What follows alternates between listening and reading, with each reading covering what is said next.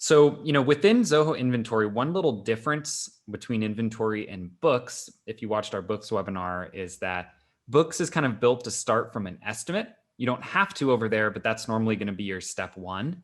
Within inventory, you don't use estimates. Things just go straight in as a sales order. Down here at the bottom, Zoho gives this excellent little graphic, which kind of disappears once you create your first order, where it kind of gives you what that timeline is and what the life cycle is of a sales order. Right? So we're either going to send an estimate or create a sales order from a customer request. Once we confirm that sales order, we can go ahead and convert it to an invoice to be paid and a package to actually ship it out. And if necessary, we can turn that sales order into a purchase order to actually, backfill whichever stock we're using to fulfill it. So I'll go through this next section kind of quickly here of setting one up. Again, pretty similar to what we talked about in the books webinar. But to get one added here, we'll go up to the top right and we'll click New. We'll need to fill in our customer at first, and it's going to give us a quick look at their billing and shipping address that we have on file. You can actually edit those or change those from here if need be. Additionally, there under the customer name, we can link this to a potential or deal or opportunity in the CRM if necessary. So if you are running things both ways, you might want to just create that connection so that it's visible within the CRM. Running down the page, of course, we'll have our sales order number, our order date, our expected shipping date, what our payment terms should be. You can add a delivery method if you already know what that's going to be at the time that you're creating this. And then, of course, you can log it to an existing salesperson if you're running any commissions based on these orders. Then down below, kind of similar to creating this inside of books, we'll add any of our products that we're going to sell, what quantity we have, what quantity we're selling for those products, and what the rate and discount should be. We'll see there as well within that quantity column, it's actually showing us how many pieces we have. So if you are kind of on the phone working with someone, you can make sure that you're not going to sell more than you currently have on stock, because it's going to give you that snapshot every time that you add one of these items to an existing sales order. And so from there, once we've sent that out and got it all confirmed, it's kind of time for our two different branches. I'm going to go through the packaging flow first and kind of in a little bit more detail, and then we'll quickly touch on invoicing because, again, very similar to what you're doing in books. It's just the payable version of that sales order. So once we have a confirmed sales order, we can go ahead and create our package here on the page. If you're not getting that pop-up, it'll be in the top right under the Create dropdown, but this should be there for you for most of your sales orders. As we do this, you can actually go ahead and assign it its package slip number. You can have it auto-generate those, or you can fill them in just based on your business process.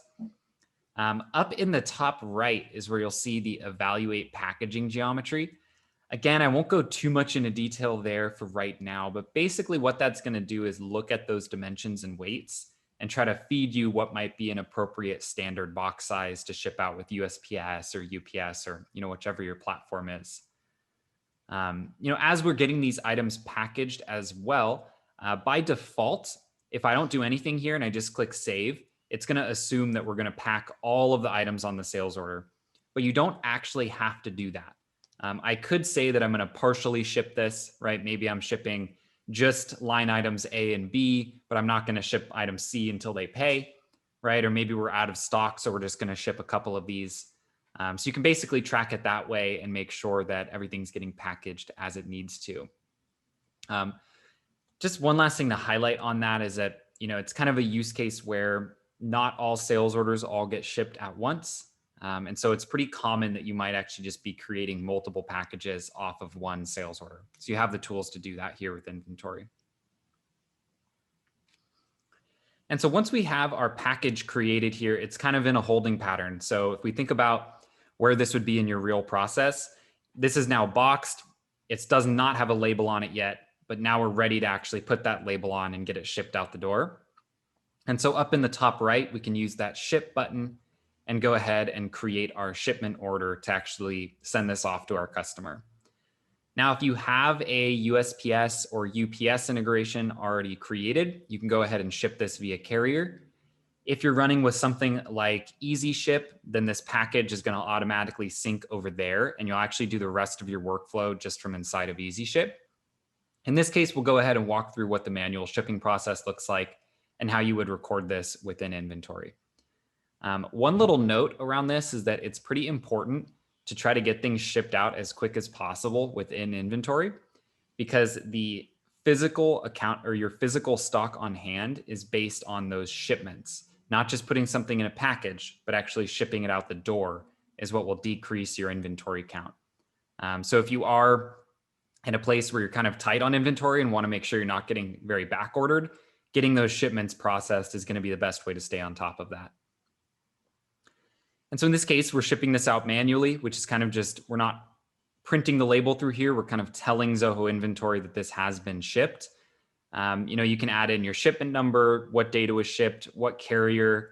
You can add in your tracking number or tracking URL. That's really nice to do because your standard email templates around shipments are going to include that information. So if you are going to ship it manually, you want to make sure to always add those so that those emails are as useful as possible for the customer. Of course, last but not least, you can say what you actually paid to ship this so that you're able to calculate your costs properly on fulfillment. And then we have our shipment. So at this point, it's kind of in the shipped status, so it's not yet been delivered. Of course, in the top right, we can go ahead and mark it as delivered later once it hits the customer's location. And circling back to that original image that Brett kind of showed here, we've now moved it off of that packages not shipped stage into our shipped packages. So the last step is really just recording that it's been delivered, and then that sales process would be complete. Now, again, kind of a last step here that I'll go through quickly. Of course, we're going to want to convert our sales order to an invoice as well to actually get paid on this. So jumping back to our sales order kind of being home base, we'll go ahead and convert this to an invoice. Of course, we'll see it's going to go to that same customer. By default, it's going to have all of our same items. And so we can go ahead and just save and send that right out to that customer. So now with our invoice in sent status, I'm going to go ahead and jump back over to the sales order where we can kind of see the whole life cycle of this. So again, the sales order really connects the billing part of sales to the fulfillment part of sales. And so from our sales order, we can actually see the invoice up here at the top, and then we can see that package up at the top as well. So it kind of becomes the primary record that you use to check in on anything else that's happening.